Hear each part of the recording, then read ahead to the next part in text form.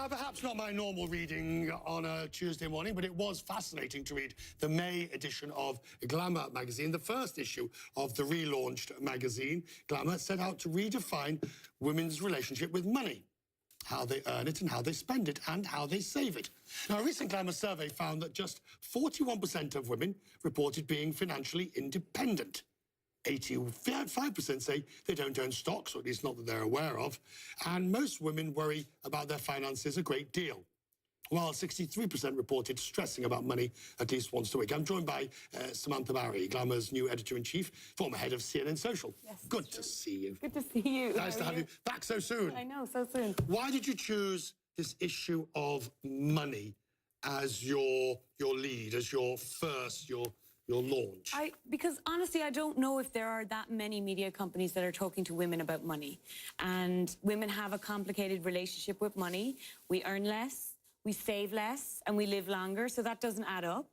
And I think one thing that came across as we put this issue together was this lack of transparency, especially for younger women, around the conversations around money. Do they want that conversation? In the sense of they're interested in it, they need to know about it. Everybody does. It's not a gender-specific issue in that sense. But they come to magazines for something a bit uplifting and a bit different and a bit of exotic and a bit of glamour, literally, figuratively, not to be told that you're not earning that much. I think one of the things they like a mix of content. So there's obviously great fashion and beauty in there, but some of the money content, people have reacted amazingly well to it online. And one of the concepts that we talk about is a fallback fund. We call it something else in the magazine, but I won't say it on air. I can imagine. And it is this concept that you need 3 or 4 months of a buffer in order to leave a bad relationship or an unhealthy relationship, or in order to leave an unsatisfying job. And women aren't really being taught to put that money away and have that fallback fund.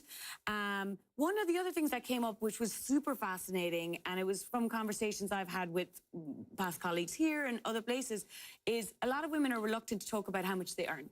And either with colleagues or with friends, that came across. Yeah. But when they do have the knowledge of who is making what money at their level, it comes with so much power. So we talked about the Salary Whisperer Network, which is becoming more and more popular, whether it's Slack groups or text message groups, where people are being very honest about how much they're making for the job that they do. We classically saw that, of course, in the recent diversity and pay issues with the BBC in the UK, where female women presenters simply did not know, suspected, but did not know they were being paid less.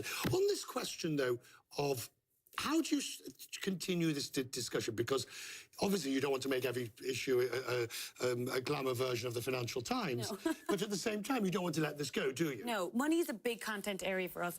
And while some of the statistics that you talked about earlier are a little bit disappointing, there's also all these almost untold stories around women and money that we think Glamour is a great place to talk about.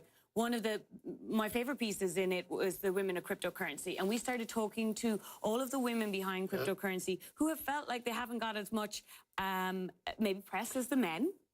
And I'd agree. And they talked about what was really interesting and came out with the conversation with them is that they talked about the old financial system was built by old white men. They do not want the new financial system to be built by old white men, because if you do not have people of either women or people of color helping build a new system, it will of course be biased against them. I just want to find it. You have the calculator here, don't you? Yeah, we have a cost per wear calculator. So what's it called? It's the cost per wear calculator. Cost per wear calculator. So it's online. Which I think is...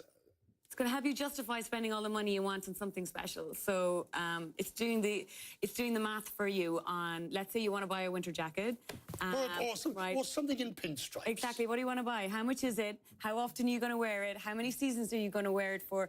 And what is the dry cleaning? And then we can tell you what your cost per wear is. And what's a good cost per wear? Like, I think anything around $4 or $5, or anything less than a cup of coffee is a really good, if you're spending money on something quality, is a good cost per wear for me. You realise in the next commercial break, I'm immediately going to go and work out what this suit costs this. Exactly. The cost per wear. I think it's a great idea. Listen, congratulations. Thank you. Not only on being the new editor-in-chief, but also tackling one of the most... I always say, when I'm giving talks, I always say, the most important things in life after fresh air, food, sex, are how you earn your money and how you spend it. Very true. Good to see you. Thank you so Come back much for again, having please, me. and Thank talk you. about pinstripes. Thank you.